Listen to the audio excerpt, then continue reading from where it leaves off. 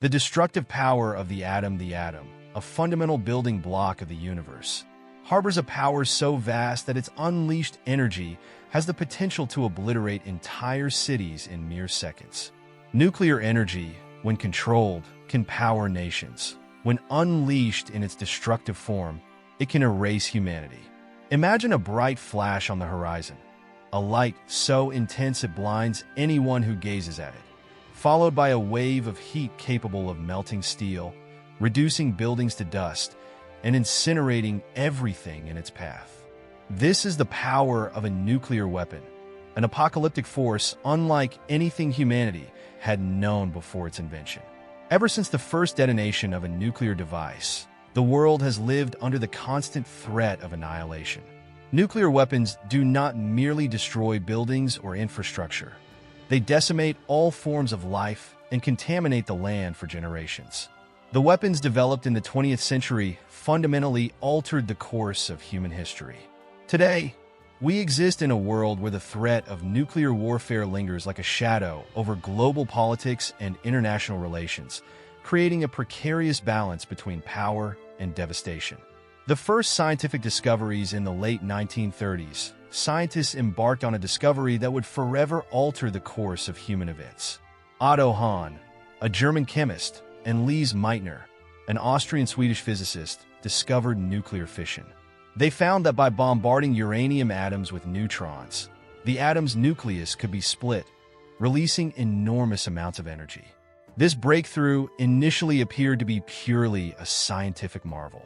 It expanded human understanding of the universe, opening new frontiers in physics. However, it quickly became apparent that this discovery had military applications as well. The energy released in nuclear fission could be harnessed not just for power, but for a weapon of unimaginable destruction. By 1939, it was clear to scientists worldwide that this energy could be used to build a bomb unlike anything ever created. A bomb capable of releasing energy equivalent to thousands of tons of conventional explosives in an instant. With World War II escalating and the global order destabilizing, this new knowledge became a matter of international concern. The Manhattan Project. The race to build the bomb World War II created the urgent backdrop for a race to develop nuclear weapons. As tensions mounted and the possibility that Nazi Germany could be developing its own nuclear bomb grew, the United States launched an unprecedented scientific endeavor, the Manhattan Project. This massive and secretive project was named after the Manhattan Engineer District and initiated by the U.S. government, with support from Britain and Canada. Led by physicist J. Robert Oppenheimer and General Leslie Groves, the Manhattan Project brought together some of the greatest scientific minds of the time, many of whom were European refugees fleeing fascism. Scientists, engineers, and military personnel worked tirelessly to develop the bomb before Germany could. The project's efforts were spread across multiple secret sites in the United States, including Oak Ridge in Tennessee and Los Alamos in New Mexico. In July 1945, after years of working in secret, the first atomic bomb was tested at a site in the New Mexico desert known as the Trinity Test. The explosion created a mushroom cloud that rose over 12 kilometers into the sky and produced a shockwave that could be felt miles away. The world had now entered the atomic age. This test not only validated the work of the Manhattan Project, but also meant that the destructive power of the atom was now at humanity's disposal.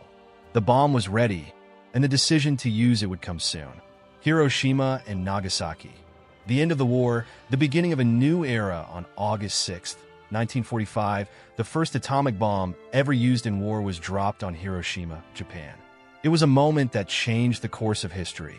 The bomb, codenamed Little Boy, detonated 600 meters above the ground, unleashing a blast equivalent to 15,000 tons of TNT. The city was reduced to rubble in an instant. More than 70,000 people died in the initial explosion, and tens of thousands more would succumb to radiation poisoning in the weeks and months that followed. 3 days later, on August 9, 1945, a second bomb, codenamed Fat Man, was dropped on the city of Nagasaki, killing another 40,000 people immediately. The devastation was incomprehensible. Survivors of the blast, known as hibakusha, described scenes of unimaginable horror. Buildings flattened, people vaporized, skin hanging from their bodies as they walked through the debris, and the sky filled with black rain as the fallout from the explosion began to settle. The physical destruction was overwhelming, but the psychological and moral scars ran even deeper. Hiroshima and Nagasaki were not just military ETS. They were also a reminder to the world of the horrific power humanity had unleashed. The bombings of Hiroshima and Nagasaki effectively brought World War II to an end, as Japan surrendered shortly afterwards. However, the cost of that victory was profound. The use of nuclear weapons marked the beginning of a new era, an era in which the threat of nuclear war loomed over every conflict. Humanity had crossed a threshold, and there would be no turning back. The Cold War arms race, the end of World War II, did not bring peace. Instead, it ushered in a new kind of conflict, the Cold War. The United States and the Soviet Union emerged as superpowers, and their rivalry defined global politics for nearly half a century. Central to this rivalry was the nuclear arms race. Both nations rapidly expanded their nuclear arsenals, driven by the fear that the other would gain a strategic advantage. In 1949, the Soviet Union successfully tested its first atomic bomb, shattering the United States' monopoly on nuclear weapons. From that moment on, both nations raced to develop more powerful and sophisticated nuclear weapons. In 1952, the United States tested the first hydrogen bomb, a device far more powerful than the atomic bombs dropped on Japan. The Soviet Union followed suit in 1953, and the arms race escalated. By the 1960s, the doctrine of mutually assured destruction, MAD, governed the Cold War. The logic was simple but terrifying. If one side launched a nuclear attack, the other would retaliate with equal force, ensuring the destruction of both. This created a precarious balance, where the threat of total annihilation prevented either side from using their nuclear weapons. Yet, the very existence of these weapons meant that the potential for catastrophe was always present. The Cuban Missile Crisis, nuclear war averted the world, came closer to nuclear war than ever before in October 1962, during the Cuban Missile Crisis. The Soviet Union had secretly deployed nuclear missiles to Cuba, just 90 miles off the coast of the United States. When U.S. reconnaissance plans discovered the missiles, the world teetered on the brink of destruction. For 13 days, the United States and the Soviet Union engaged in intense negotiations, with both sides threatening to use their nuclear arsenals. President John F. Kennedy and Soviet Premier Nikita Khrushchev faced the ultimate test of diplomacy. Any misstep could have led to global nuclear war. In the end, a compromise was reached. The Soviet Union agreed to remove the missiles from Cuba, and the United States secretly agreed to remove its missiles from Turkey. The crisis was averted, but the lesson was clear. The world had come within a hair's breadth of nuclear annihilation. The Cuban Missile Crisis highlighted the fragility of peace in a nuclear world. While the crisis was resolved, it underscored the need for better communication and control mechanisms between nuclear-armed nations. Arms control and nuclear diplomacy, the Cuban Missile Crisis served as a wake-up call for the global community. In the years that followed, efforts to control and reduce the spread of nuclear weapons gained momentum. One of the most significant steps in this direction was the signing of the Treaty on the Non-Proliferation of Nuclear Weapons, NPT, in 1968. The NPT was an agreement between nuclear and non-nuclear states aimed at preventing the spread of nuclear weapons and encouraging disarmament. The 1970s saw further efforts to reduce the risk of nuclear war through arms control agreements.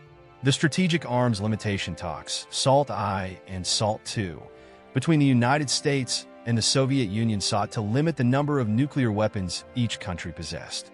These agreements represented the first concrete steps towards controlling the nuclear arms race.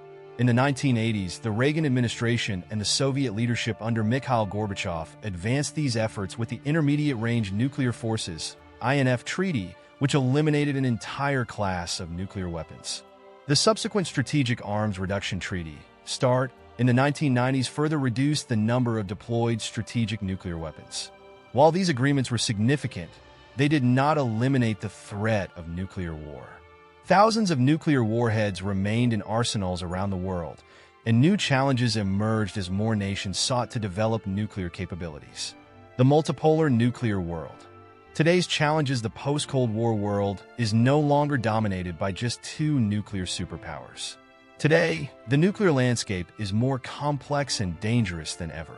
Countries such as India, Pakistan, and North Korea possess nuclear weapons, while Israel is widely believed to have an undeclared nuclear arsenal. These nations exist in regions fraught with geopolitical tensions, where the risk of nuclear conflict is ever present. The most alarming development in recent years has been North Korea's nuclear program. Despite international sanctions and diplomatic efforts, North Korea has continued to develop and test nuclear weapons and ballistic missiles capable of reaching the United States. The situation in South Asia is equally concerning, as both India and Pakistan maintain nuclear arsenals, and their long-standing territorial dispute over Kashmir remains a flashpoint for conflict. The multipolar nuclear world presents a unique set of challenges. Unlike the Cold War, where the threat of nuclear war was primarily between two superpowers, today there are multiple actors, each with their own interests, fears, and incentives. This increases the complexity of nuclear diplomacy and makes it more difficult to ensure global stability. The ethics and future of nuclear disarmament. The existence of nuclear weapons raises profound ethical questions. How can we justify the possession of weapons that have the potential to destroy all life on Earth? What responsibility do nuclear-armed states have to disarm and prevent the spread of these weapons? Despite decades of arms control agreements, the number of nuclear weapons in the world remains alarmingly high. Many argue that as long as these weapons exist, the risk of nuclear war cannot be eliminated. Advocates for nuclear disarmament call for a world free of nuclear weapons, where the threat of global destruction is no longer a reality. However, disarmament is a complex and politically sensitive issue. Nuclear weapons are seen by many countries as a deterrent, a way to protect themselves from potential aggression. This creates a paradox. The very weapons that are intended to prevent war also pose the greatest threat to human survival. The future of nuclear disarmament depends on the willingness of the global community to confront these challenges head-on. It will require a combination of diplomatic efforts, technological innovations in arms control verification, and a commitment to peaceful conflict resolution. A new hope or permanent threat. The world today faces a stark choice. Continue living under the constant shadow of nuclear weapons, or work towards a future free from the threat of nuclear war. The technology that brought us into the nuclear age also holds the potential to bring about our extinction. The decision before humanity is clear. Will we choose to live in fear of annihilation, or will we work together to ensure that nuclear weapons are never used again? The path forward will not be easy, but it is essential for the survival of future generations. Only by addressing the root causes of conflict, promoting diplomacy, and working towards disarmament can we hope to achieve a world where the threat of nuclear weapons no longer looms over us. The future is in our hands. Will it be one of hope or of destruction?